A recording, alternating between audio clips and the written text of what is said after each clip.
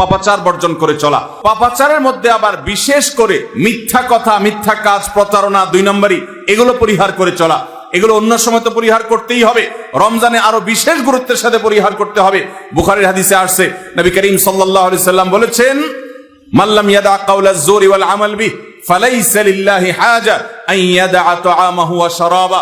যে ব্যক্তি মিথ্যা কথা, মিথ্যা কাজ এগুলো ছাড়লো না, সেই ব্যক্তির উপবাস থাকায় আল্লাহর কোনো ঠেকা পড়ে নাই। অর্থাৎ তার এই রোজা থাকাটা উপোস থাকা ছাড়া কিছুই নয়, আর তার এই উপোস থাকায় আল্লাহর কোনো প্রয়োজন পড়ে নাই। অর্থাৎ তার এই রোজার কোনো মানে নাই, অর্থহীন হয়ে যাবে যদি সে রোজা রেখে মিথ্যা কথা বলে, মিথ্যা কাজ করে। এই জন্য রমজান মাসের গুরুত্বপূর্ণ আমল হলো যে আমরা মিথ্যা কথা, মিথ্যা কাজ রমজান মাসে পরিহার করবো রোজা অবস্থা বিশেষ করে। স্পেশালি ঝগড়াঝাটি থেকে বিরত থাকা।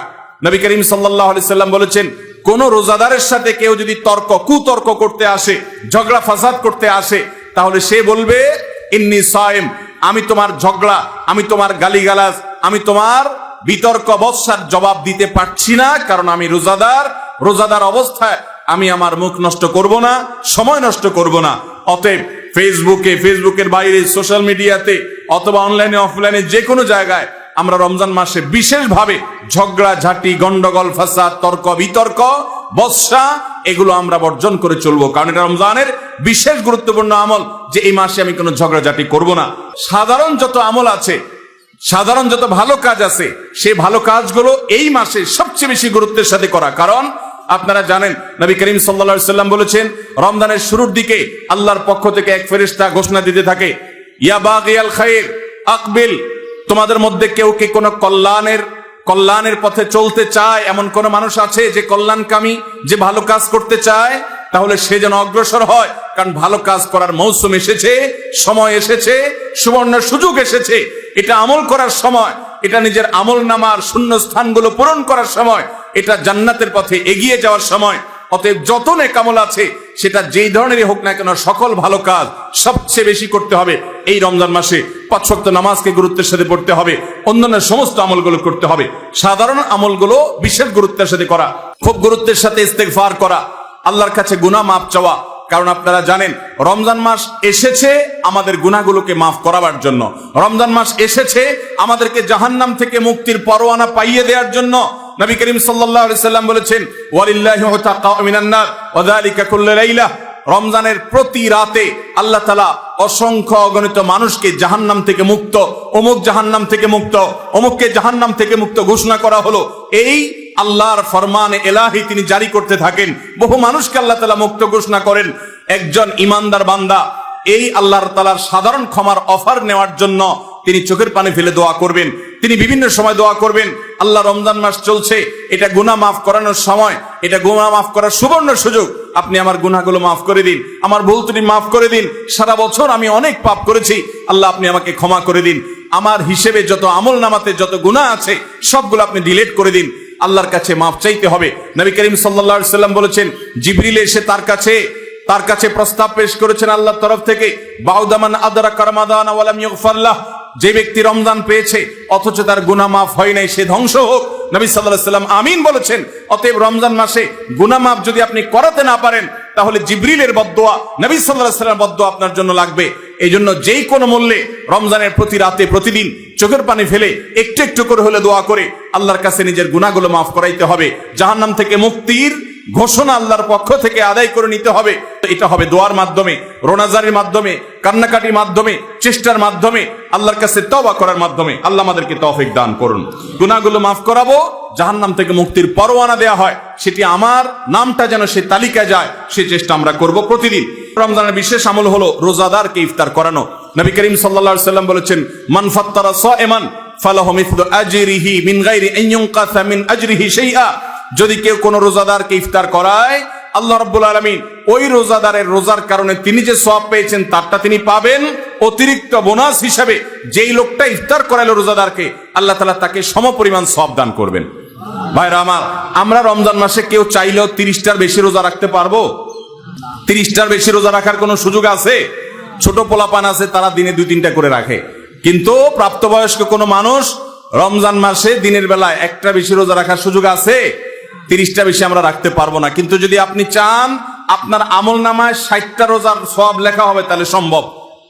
আর সেটা কিভাবে? আপনি 30টা রোজা নিজে রাখলেন, আর 30 দিন একজন রোজাদারকে ইফতার করালে তার রোজা রাখার সমপরিমাণ সওয়াব আপনার অ্যাকাউন্টে জমা হয়ে যাবে। তাহলে আমরা রোজাদারকে ইফতার করাবো তো ইনশাআল্লাহ। আপনার আশেপাশে বহু গরিব মানুষ আছে, দ্রব্যমূল্যের ঊর্ধ্বগতির এই বাজারে আপনি সারা মাসের ইফতার তার বাসায় কিনে পাঠিয়ে দেন। আপনি প্রতিদিন একটু ইফতার একটু প্লেটে করে পাঠিয়ে দেন। আপনি কোনো পথচারী পথে হয়তো ইফতারের সময় হয়ে গেছে, বাসায় যেতে পারে না, গাড়িতে আছে, একটু পানির বোতল একটু খেজুর কিনে তাদেরকে দিয়ে দেন। সামান্য একটু প্রচেষ্টা বিপুল পরিমাণ সওয়াব আমাদের পাওয়ার সুযোগ তৈরি হবে। এই জন্য রমজানের বিশেষ আমল হলো রমজানে রোজাদারকে ইফতার করানোর চেষ্টা করবো তো ইনশাআল্লাহ।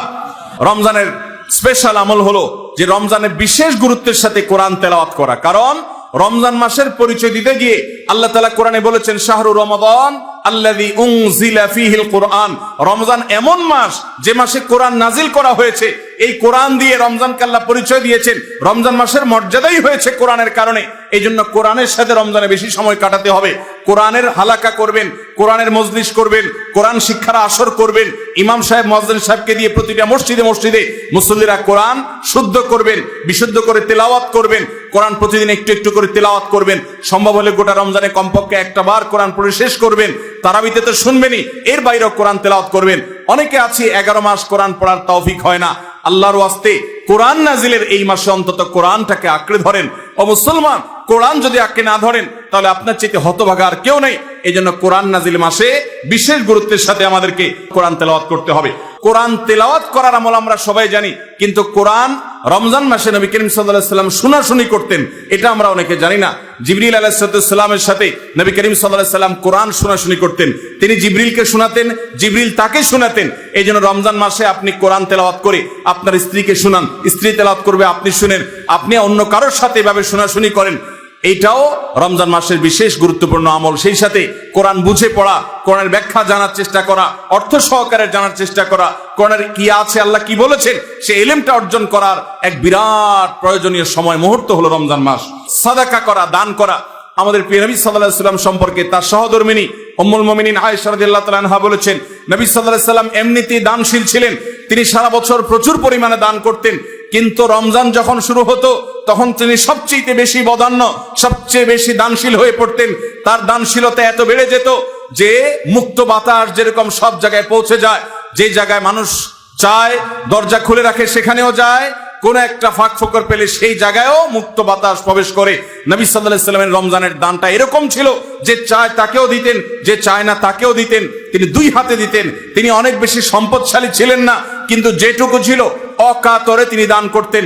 আমাদের আয়েশা রাদিয়াল্লাহু তাআলা হাদিস থেকে বোঝা যায় রমজান মাস দানের মাস। এই জন্য নবীজি বছরের অন্য যে কোনো সময় চাইতে রমজানে বেশি বেশি দান করতেন।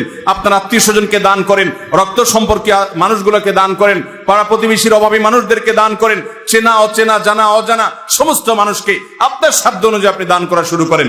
এটা রমজান মাসের গুরুত্বপূর্ণ একটা আমল।